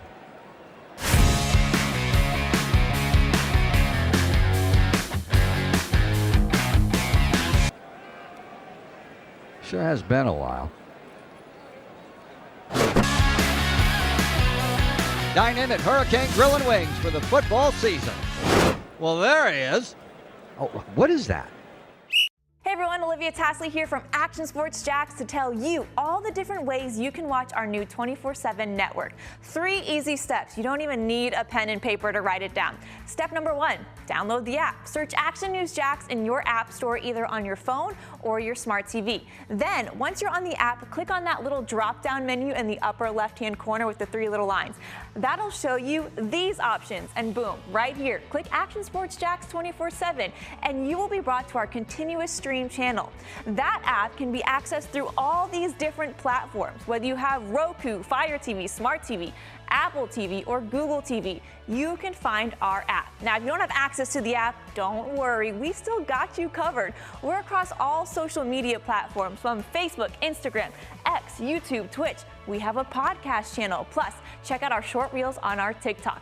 Action Sports Jacks 24/7. It's on all the time and everywhere. Summertime means sizzling sales at Nimnick Buick GMC. The #1 Buick GMC dealer in Jacksonville has lots of inventory to choose from with their best price guarantee. Nimnick never charges above MSRP. You can save up to $10,000 off select new GMC Sierras or get rates as low as 1.9%. You know, I'm a truck guy. GMC Sierra, my trim level is an SLT. This one's an Elevation. Pretty good looking color as well. So here at Nimnick Buick GMC, you have a lot to pick from. My father-in-law, he drives this, an Enclave, so I feel like that GMC in the family. 2025 is coming around the corner, which means it's almost time to close out those 2024s this summer. You can schedule a test drive at NimnickBuickGMC.com, and while you're there, check your trade value and customize your payment options. Nimnick is there for you, even on Sundays. Visit the showroom on Phillips Highway or shop online at NimnickBuickGMC.com. Nimnick, your friends in the car business since 1941. GMC, we are professional grade. All right, again, special thanks to Dr. Aaron Bates, man. It's a lot of fun talking his business. Well, we don't like injuries, but obviously injuries and sports go together. And then I appreciate him letting us get a little fun there with that cheese story as we welcome him back. College Football Hall of Fame, a lot of college football being talked at the SEC meetings that are going on this week. Brent Beaird will join us here in a few minutes, and he'll have a lot of insight. I also want to ask Brent about the big news out of Gainesville yesterday. Alex Condon returning to the Gators. Huge news. I think Florida, with what they bring back, should be preseason 1. They will not be preseason 1 because they're not a blue blood basketball program. But good news out of Gainesville. We probably won't have time, Casey, to get in this story, and I may carry it over to tomorrow because I think it's terribly interesting, this story. Unfortunately, was it last week we lost Jim Irsay, the owner of the Colts, passed away at the age of 65. Did you happen to see, there's an article on ESPN today about Jim Irsay, the extremely avid collector. You happen to see that? I did not. Really interesting. He's a guy that now he spent a lot of money on a collection, mostly athletic and music items. But if we don't get time to get into this, really interesting. One of the last things he got into a bidding war with another rich person was he was bidding on the what do you call it? The Muhammad Ali Rumble. I'm looking for the name of it. Rumble in the Jungle Championship belt. Interesting. And obviously that was the match. He beat a huge upset over George Foreman. So he gets in bidding this before he passed away. Obviously he's bidding for this, and it goes deep into the morning, 4 a.m. He finally wins the bid, $6.18 million. Wow. He thought Ali was the best athlete ever, and you know everything he stood for and the time. Irsay was widely known as one of the NFL's more influential and outspoken team owners. But yeah, he does a lot of collecting. It's an interesting story. We're going to get back to it probably tomorrow, all the stuff that he put in his collection. And real quick, before we welcome Patrick Young, Casey, there was according to Irsay, before he died, he has such a big collection of sports memorabilia and entertainment. Mm-hmm. Some extremely wealthy Middle Eastern guy contacted him, Irsay said, and said, I'll give you $1.13 billion for your entire collection. Wow. And he said, no way. That's... I mean, he had stuff like the drum head from the actual Ed Sullivan appearance, the first time the Beatles were on, the drum that says the Beatles, he had that, and David Gilmour's actual guitar from Pink Floyd, all kinds of stuff. I guess when money's not a problem, you can do that. Let's go to the vacationing Patrick Young, who looks absolutely like he's having a great time. Where the hell are you at, Patrick? I'm in Destin. Nice. What's going on? Tell us about it. What do you look like? You're by the pool. You know what's going on in Destin. Yeah. Have you been in meetings, or are you all party? What are you doing? No, yeah, this has not been it's not. I wouldn't call it a vacation until maybe now. Now I can kind of enjoy. And, okay. But yesterday, I got a chance. We had the welcome out here, and I'll give you guys a view. Oh boy. We had the welcome for. Oh, Casey, we don't have that, Casey. Yeah. This was and I had no idea that all the coaches, men's basketball, men's football, plenty of women's. I saw Kim Mulkey today as well. See, I turned my camera around. Like it, man. I like it. There we go. Front camera. There we go. There we go. Really cool, man. Pete Thamel, I've got a chance to talk with him for a long time. You know, Pete Thamel. Great writer. Had his ear to the ground on all this stuff, and Paul Feinbaum show is being shot. You might. Oh crap. Yeah, we can see it. Yeah, behind you. Oh, he fumbled. Basketball player fumbled right there. But anyway, Patrick is at the SEC meetings.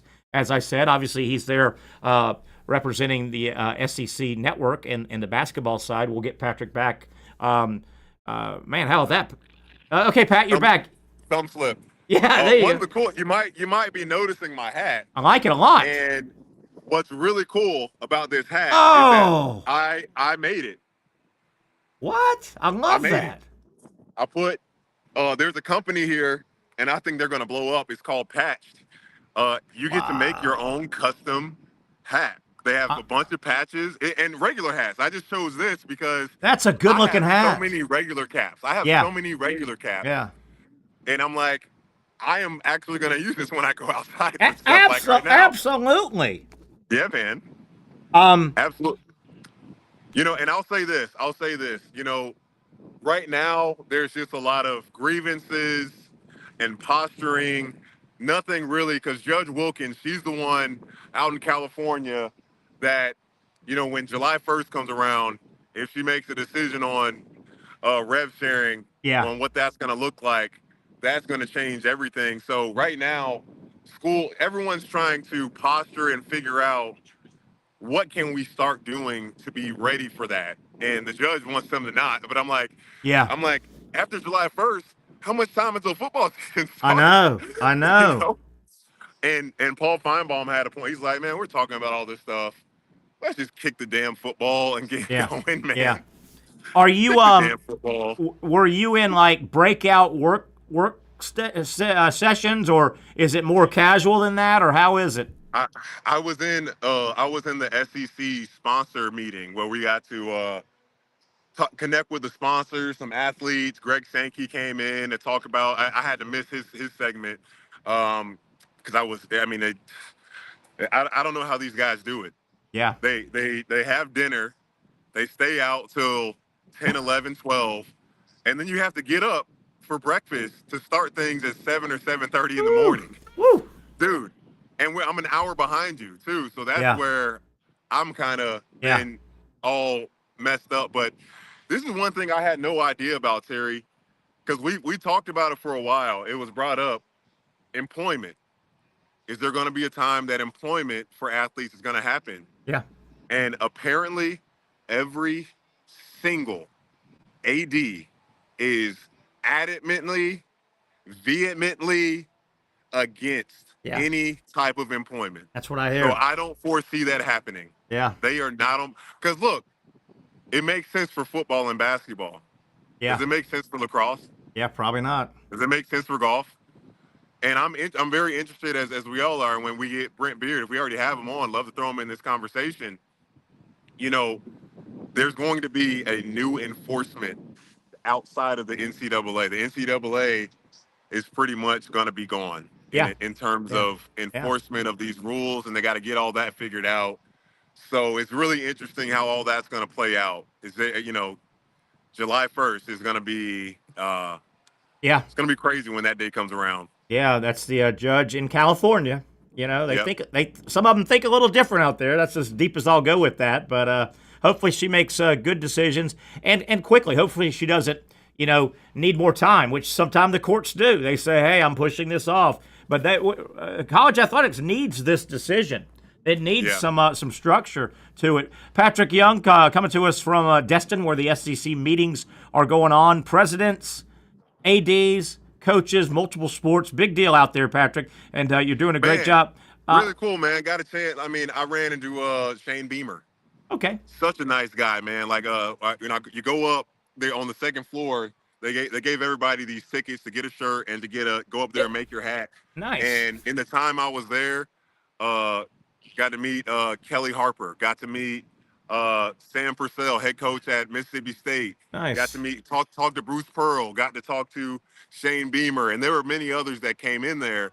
It's just really because a lot of them came here with their families. Yeah. So seeing those interactions, and they're trying to, do this. You see the human side, and for these coaches, how often do they get a chance to all gather Absolutely. and see each other and hang out and whatnot? So that's been a pretty cool aspect, but. I don't know if anything really is going to come from this meeting today.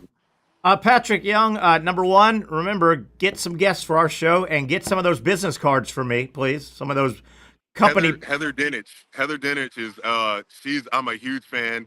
Yeah, she would she's good. Definitely join us. She's awesome. Really good college football reporter. She's great. Really good journalist. And she's worked hard and carved out a really good niche. Patrick, I'm going to guess that if you were milling around and you started talking some serious SEC basketball, I think the biggest SEC basketball topic happened yesterday. Alex Condon officially back, and you and I haven't talked. We thought that was going to happen. That's big, big news. Florida has their entire front court coming back. Well, it was cool because I kind of haven't been on social that much. And we had dinner last night. They break things up because there's so many people here. Like Florida, Alabama, they all have their own thing with their ADs and associates and SIDs and their families. So I wasn't a part of that group. I was part of the sponsorship, sponsorship tables. And Todd Golden, Scott Strick, their table is right next to ours. So I got to hear it directly from the horse's mouth. He's like, how about that? Coach is like, hey, how about condos coming back? And I said, Coach, we kind of knew. He's like, well, we didn't know. We knew it was the right decision. Yeah. For him to come back, but we weren't certain because man, it seems so black and white for us outside. Yeah. to tell these kids what we think is best for them. Absolutely. But now that money has been involved and it's so intertwined, and you have a lot of families that they don't have money, and because there's no regulation on who can be your agent. Yeah. When negotiating these deals and all that stuff, money tends to get in the way of what is the best thing for this kid.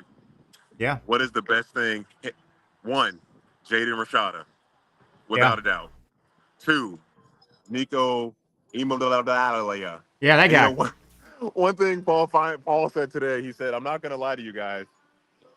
I'm pretty grateful that this next quarterback at Tennessee, I'm going to be able to pronounce his name. Yes, I agree. I agree. Patrick, you talked about all the coaches, all the different sports. There's kind of a good news, bad news that the SEC meetings that you're at, there are a lot of coaches from the SEC that aren't there, but it's a good reason. They're all playing softball and baseball. How about all that? Man, what a representation. Baseball. I can't wait for softball and baseball Thursday, Friday. Oh, my gosh. I can't. Florida's got it tough, man. Texas, Texas and Oklahoma, they've been 1-2 all year in softball, so that's going to be tough. But, you can't deny the greatness of Oklahoma. There's never – and two, there's never been a scandal of cheating. There's never been – and for the longest, it was thought the SEC or, the Big 12 – those weren't schools you go to play softball. No. You go if you want to be with a powerhouse, you go to UCLA, you go to Stanford, West Coast. You go to schools like that. West Coast. Yep. And it has been really cool to see Oklahoma just break every rule. I want obviously Florida or Tennessee or Texas, someone else to win one. But shoot, if they win 5 in a row, I mean, you got to put Patty Gasso, Gasco in the argument of being one of the greatest coaches. I mean, that's Pat. Ever. That's Pat Summitt. That's Nick Saban, Pat Summitt, Geno territory. One of the greatest ever. Yeah. We got Brent Beaird joining us. Brent, thank you for jumping on. We got Patrick, as we promised, people live from Destin. Brent, Pat was saying, I mean, just think about the meeting that, look at his hat. The meeting that Pat is at right now. Think about the money decisions that are being talked about, Brent, at that meeting in Destin that Patrick's at right now. There are huge monetary decisions being made right now. Yeah, there really are. By the way, I do like the hat. I'm glad that you're there. I'm grateful for the contacts that you were making while you were there too. Look, there's so much stuff that's going on right now. I mean, you've got the discussion for the play-in games on championship Saturday. You've got the transfer portal. Do you have one or do you have two that are going on? We're waiting any minute, frankly, for Judge Wilkins to sign off on the House versus NCAA issue. We're also trying to figure out the governance. So we're also trying to figure out what's going to happen with, does the SEC go to 9 games? Yeah. And if they go to 16 playoff teams, I think that will happen. Yes. And then the 5-11, Greg Sankey came out and said, hey, we may want to look at 5 conference bids and then 11 at large. The reason the SEC thinks that, they go, hell, there may be, we're fighting for 4 automatic, but I think Sankey's thinking, wait a minute, there could be years where our champion gets in, of course, and then maybe 4 others to give us 5. 5's better than 4, I don't love that will make it a little bit more fair for those smaller schools too. I guess so. Yeah. Yeah. Well, the play-in games. The play-in games is what is really intriguing here. I'm not saying they're going to do that, and I'm sure you heard about some of that, Pat, when you were there. But obviously, your championship participants 1 and 2, they will get in. But what's interesting is that would be 2 teams. You would have probably 3 versus 6, 4 versus 5, and then the 2 winners would be able to get in. Part of the reason for doing that, besides making a lot of money, is it would take, and Terry said this for years now, If they did that, it would be additional games, but it would take the decision out of the hands of the committee. Yeah, and that's what they're trying to do. The one thing I don't like about the proposed 5-11, 11 at-large bids means we're deep into a committee. And, you know, Casey and I had a great discussion, hour number one. In my opinion, college athletics has got to get two things done, and I don't know how easy they are. Players have to have representation as a whole. Yes. And I don't know how that's going to be structured, but the players in college athletics have got to have an organization like the NFLPA, the Players Association. Secondarily, somehow college athletics has got to get rid of committees. You can't vote on who. The NFL doesn't vote. Major League Baseball doesn't vote. NBA doesn't vote. You play your way in. Think about it. The NFL in late December, the NFL fans are bitching about a lot of stuff. They're not complaining because, well, wait a minute, we should have won 2 more games to get that wild card spot. It's not like Susie and Billy and Dave picked them to get in, right? So, like with us with the Jaguars, we're like, dang, those first stupid games against the Browns and the Dolphins, dang, that really cost them, not the season down the gutter. Not 4 of the 11 committee members. So I hate that because 11 at-large bids means the committee's very involved, and that's just going to cause a lot of Brent, have you and I talked? Patrick and I talked. He was sitting next to the Gator table, so obviously there's a lot of Alex Condon discussion. What a huge comeback for Gator basketball. We all knew it was going to happen probably, but until it did, that solidifies Florida's got to be a top 3 or 4 preseason team, wouldn't you think? I don't mind saying that I was quite excited to see that. And I'm sure that Pat and the Gator table were too.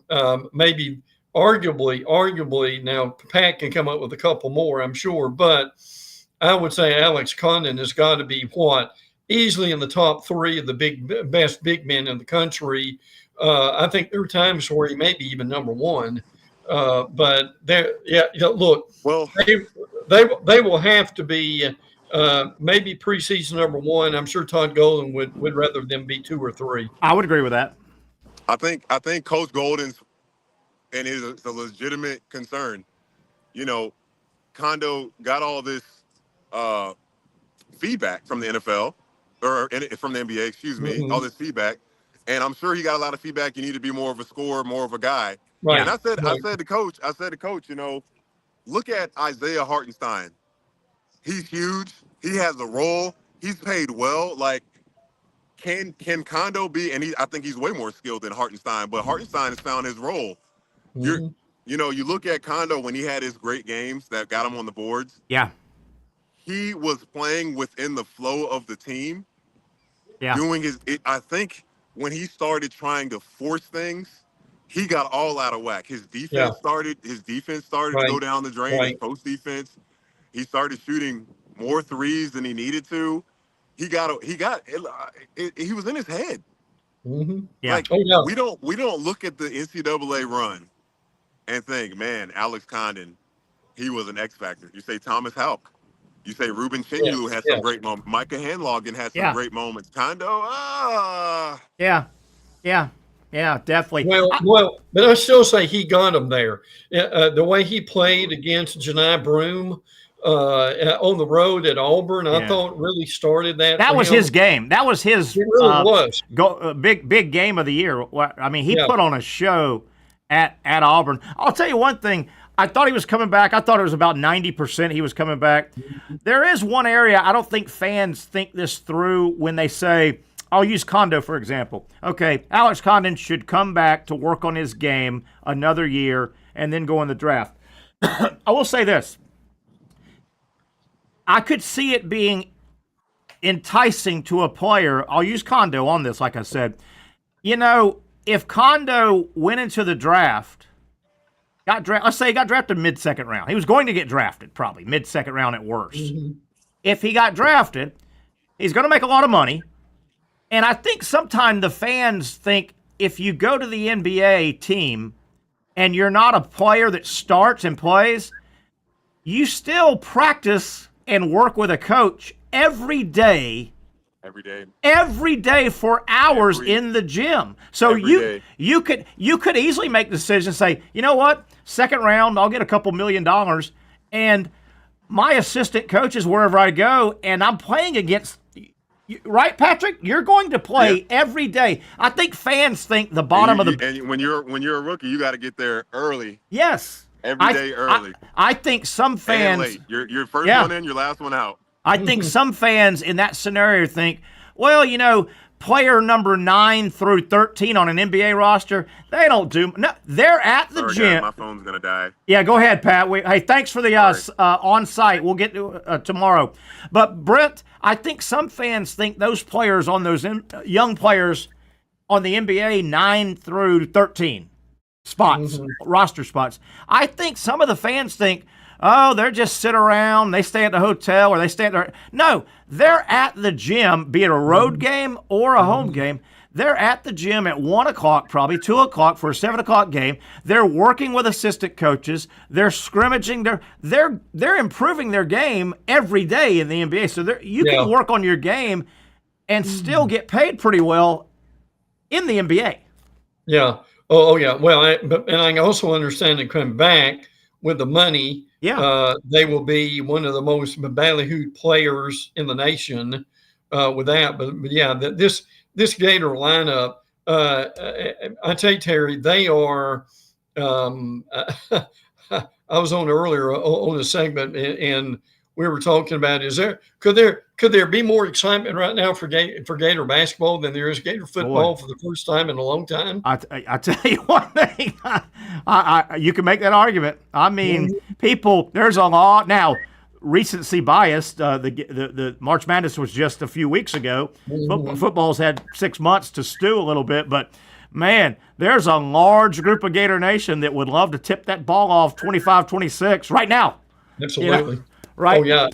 Oh yeah. And listen, with Boogie coming aboard, I still say he may be their biggest pickup. Might be at this point if he plays anything like we think he's capable of playing. And you know he's gone through the SEC and high level. Yes, I think the kid Lee from Princeton will be good. But Boogie Fland, I know he was hurt, but he played a bunch of high leverage SEC games, and he played the tournament. He played March Madness win or go home games. Definitely. Yeah. Brent cannot wait for softball tomorrow and then regional baseball on Friday. Now we're a little spoiled. The SEC is our conference, and it's just loaded. It's just absolutely loaded. I mean, it's very conceivable that the SEC could win both softball and baseball. It is, yeah, absolutely. I hope the weather cooperates. Yeah, because look, Tuscaloosa, for instance, and follow this because of the trajectory in that path. But Tuscaloosa has had a foot of rain over the last few weeks. That's hard to imagine, especially as dry as it is here. Yeah. But I mean, you think about that. You've got that trajectory, Terry, of what you got: Jackson, Mississippi, you got Birmingham, you got Tuscaloosa, you've got Atlanta, all in that little Hattiesburg. Yes. Hattiesburg's over there. Yes. They're hosting baseball. They are, and Miami's going there. Miami's playing Alabama in the first round. Sure. With that, 13 SEC baseball teams. Now they'll play, like if Alabama wins and Vandy wins, that's who they'll play. Yeah. So you know that they've structured this to where they'll pare down some of the SEC teams. But I'm with you. And Terry, I'm sure there are a lot of them that will be on ESPN Plus type stuff. Oh yeah, they'll be everywhere. Yeah, but ESPN should be using every one of their platforms for the next few days. And they will. The way the games are staggered, they can get it, almost all of it, with a noon, a 3, a 7. On this channel. Most of it will be on. Did you see how softball? Softball, the top half of the softball bracket is all SEC, which is good. which is good and bad. It's Florida, Texas, Tennessee, and somebody else. That's the whole top. and I heard your conversation about Oklahoma. Now, the reality is Oklahoma right now is playing as well as anybody. And to their standards, Harry, I'm not going to say they had an average season, but they did for them. I agree. They were that tells you how good that program is. They were they were pretty much a perennial top 10, sometime top 5 during the year. And no, it did not seem like one of her best powerhouse teams, but they're certainly capable of winning the thing. They are. Yeah. Oh, yeah. There's no question about that. And particularly, they'll have the Super in Oklahoma, so that will be quite an advantage for them. Oh, really will. I think Alabama softball drew the short straw, right? They had to go up to Norman. Yeah, that's tough. Yeah, yes. Oklahoma softball, what I'm going to say, correlate it with, is Oklahoma's much better because they've won titles 4 years in a row. Yes. The way Oklahoma softball gets playing their best ball this time of year reminds me of the way LSU baseball, when that damn SEC tournament rolls around, that LSU baseball finds a little extra gear. They do. Skip Bertman, when he was there, was really the master at that. Frankly, Paul Maneri, when he was there, did a pretty good job. I'll be interested to see what he does with South Carolina. I mean, they better win real quick there. But you're right about that. LSU really coming into its own right now. Yeah, baseball more than softball, because softball pitchers can go 300 pitches in 2 days. Because of the anatomical way they throw the ball. Baseball this time of year is always fun. Your managers sometimes have some decisions. Do I throw my ace? Yep. In game one, if I'm and FSU, I think, is a perfect example of this. FSU opens up against Bethune-Cookman. Bethune plays good baseball, but they're not a ACC level SEC, you wouldn't think. FSU plays the 3 o'clock game Friday in Tallahassee. Do they, and their left-handed pitcher Arnold's going to go in the top 5 picks. Some people call him the best pitcher in college baseball. Does FSU roll the dice and say, let's save our one? We think we can get by Bethune, and we'll have our ace for either Mississippi State or Northeastern. I think you're seeing that strategy a lot more now. You are seeing it more. Tennessee did that. Now look, you play Division I baseball. Terry, is that a good strategy, do you think? I mean, or is it that much more important? It's risky to get out to 1-0 lead in there. Yeah, I think it's risky. I can understand both sides. Number one, and I know emotion wears off. The other team knows you're doing it. If you hold your ace, everybody's had a week off, so it's not like your ace. Well, they're not throwing him because he threw 2 days ago. Mm-hmm. So your opponent knows you're doing that too. Number two, if you lose the game and you burnt your if you lose the game, that's great. You got your ace going, but you're in a loser leave town situation now. Sure are. And your ace can't throw Sunday either. Also.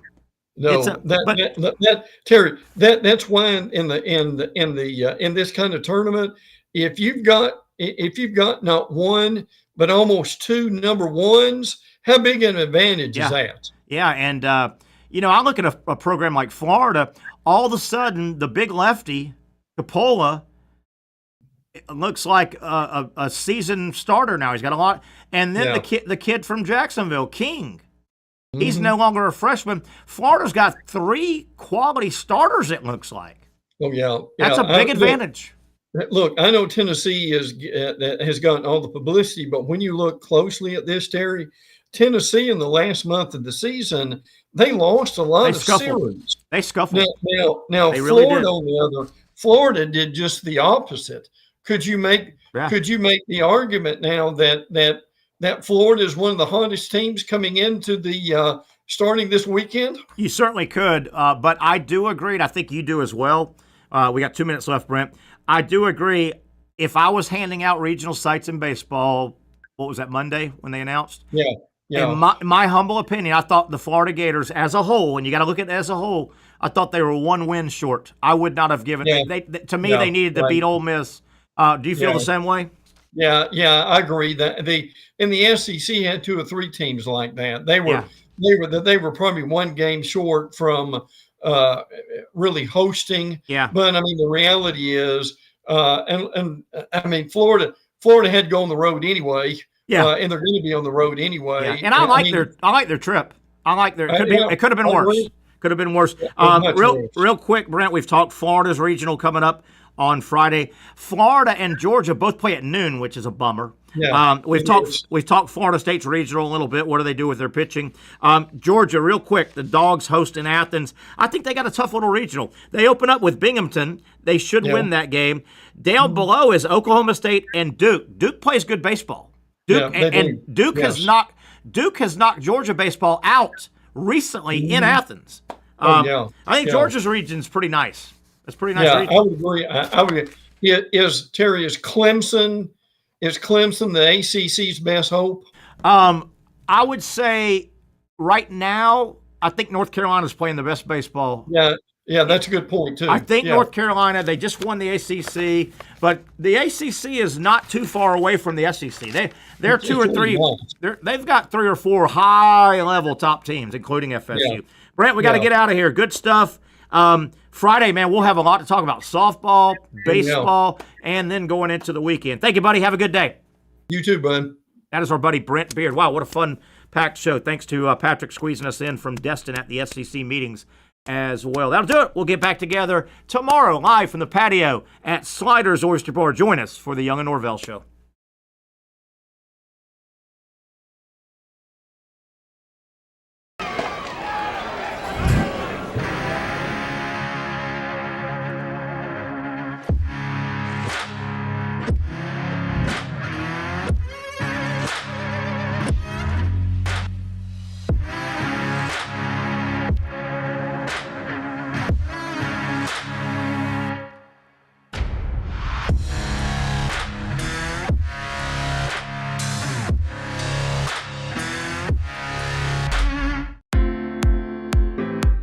At Southeast Orthopedic Specialists, we know pain and injuries can stop you from doing what you love. This is why our board-certified orthopedic specialists offer the latest in both non-surgical and surgical treatment options and create a treatment plan tailored to your unique lifestyle and goals. So, whether it is a sports injury or that nagging pain that's keeping you from doing what you love, our team has the right treatment for you. For more information or to schedule an appointment online, visit our website. Finally, a family atmosphere, kid-friendly restaurant with a real sports bar feel. Bricks Jack's Beach features all of that and a large, climate-controlled covered patio with misting fans and heaters for all seasons. Mix in an extremely diverse menu that features the most quality and affordable steak at the beach, and there's no reason not to enjoy your next lunch, dinner, happy hour, or big sporting event at Bricks Jack's Beach, 300 2nd Street North in Jacksonville Beach. See you at Bricks Jack's Beach. You really got to hand it to him. Hold on. The previous play is under further review. I'm not sure what he could review, but okay.